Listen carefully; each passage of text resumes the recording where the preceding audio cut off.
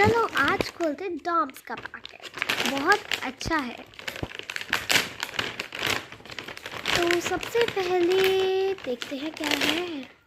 सबसे पहले है क्ले मॉडल। क्यूट है और छोटा भी, मुझे अच्छा लगता है। देखते हैं दूसरा क्या है। दूसरा है ये स्केच पेन का, जो कि अच्छा है, सबके पास ही होता है। तीसरा है ये कलरिंग बुक।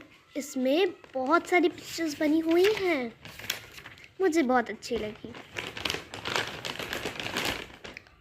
चौथा है ये वाओ एक्वा कलर्स।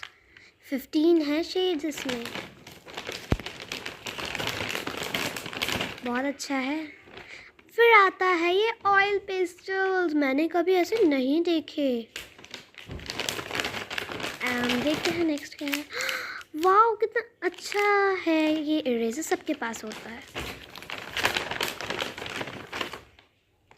ये है शार्पनर, ये पेंसिल।